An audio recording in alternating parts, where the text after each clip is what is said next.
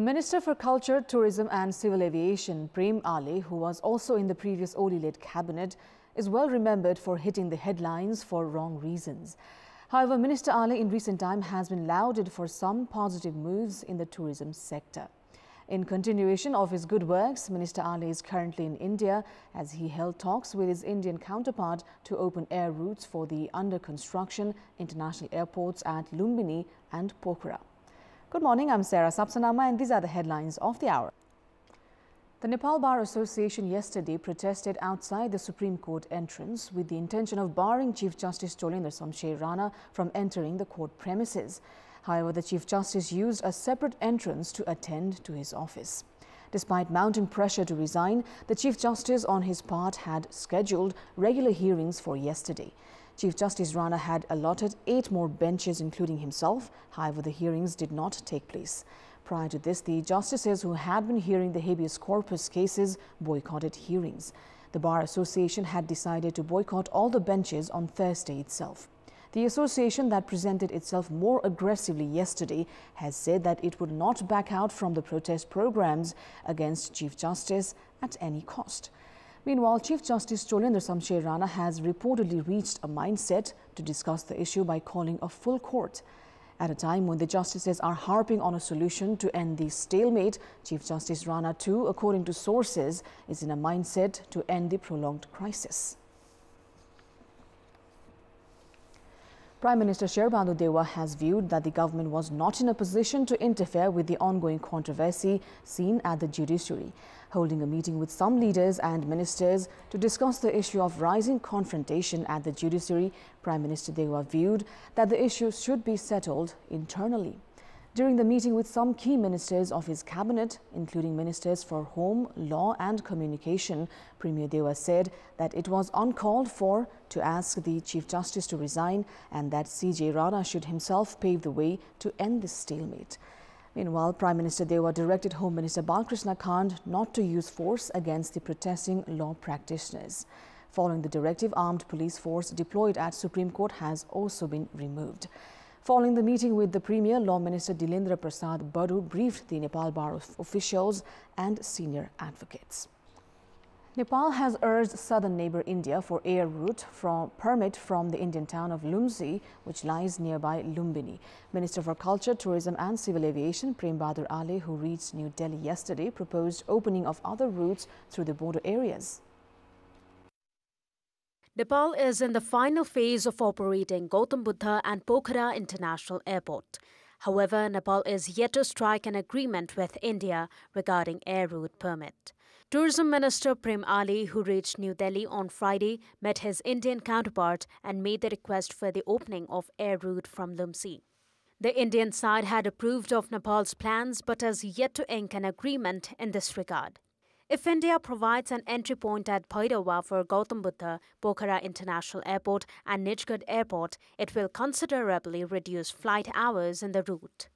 Nepal government had earlier requested for air routes in Mahendranagar and Nepalganj. However, India had denied air route in these places, citing security zone.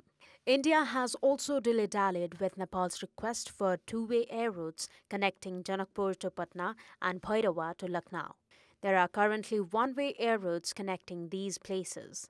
If the Indian authority fails to comply to Nepal's request, the only alternative would be to use Simara Airport.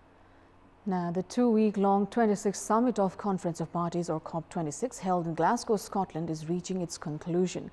Leaders and delegates from over 200 nations participated in the summit to table their climate change agenda, proposing potential efforts that the world can put together to limit global warming to 1.5 degrees Celsius. In this context, we spoke to the British ambassador to Nepal regarding the achievements of COP and the challenges that lie ahead in fulfilling the commitments made during the summit. Let's dive into the commitments that Nepal has made at COP26. The first one is to remain cumulatively net zero carbon between 2022 to 2045. What does this mean? The reason that Nepal is talking in that cumulative or average language is because right now Nepal is net zero, and with some more investment in forestry can remain net zero up to 2033. But after that, as Nepal's economy develops, a developing country produces more carbon emissions, and in parallel with that, the trees, as they mature, stop absorbing so much carbon. So there is a short period after 2033 where Nepal will actually emit more carbon than it absorbs. But over the period to 2045, on average, those emissions will be net zero. The third commitment is to ensure that all the vulnerable population are protected from the impacts of climate change by 2030. What does this include? Are we capable? What do we need?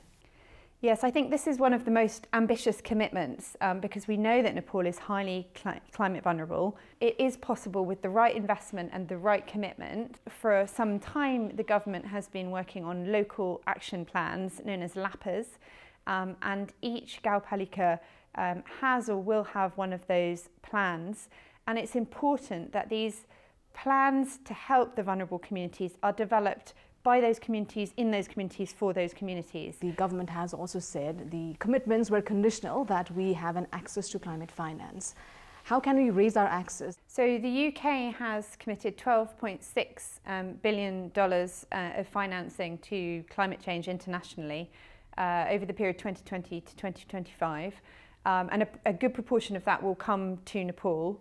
It's difficult to say exactly how much that will be because it's made up of not just the money that we spend through the embassy here as part of our programs, but also money that we put into the big international climate funds like the Green Climate Fund, which Nepal has access to through its government. Nepal and the delegation at COP were able to meet some of the people who run those funds as well to try to help support their access to those funds. Now let's get into the gender perspective of climate change. How has COP26 addressed the issues of women? Yeah, this is a really important angle and one which I've been talking a lot about in the run-up to COP26. This week has been Agenda Day, so an important chance to focus on some of these issues, make sure that leaders and delegations and negotiating teams are really thinking about this as part of the work that they do. And the overall COP agreement, which will be signed by all of the countries, will have a gender element to it, which highlights some of these issues. In our Public Voice segment, we've asked in Pokhara, Pachthar, Rukum and Kailali, how easy is it to avail services provided by the local levels? Let's take a look at what they had to say.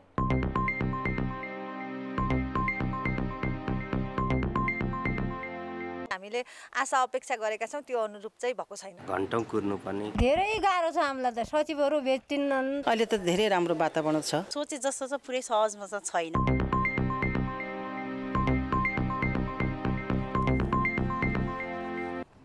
Time now for our segment Public Pulse, where you text us with your opinion.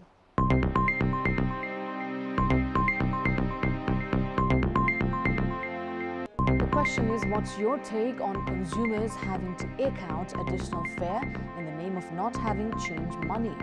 Your options are A, faulty motive, B, no change money, and C, naive passengers. The voting is on. Type NEWS, select your option A, B or C and send it to 34001 to share your opinion with us. That's all for the moment. Thank you for watching. Bye for now.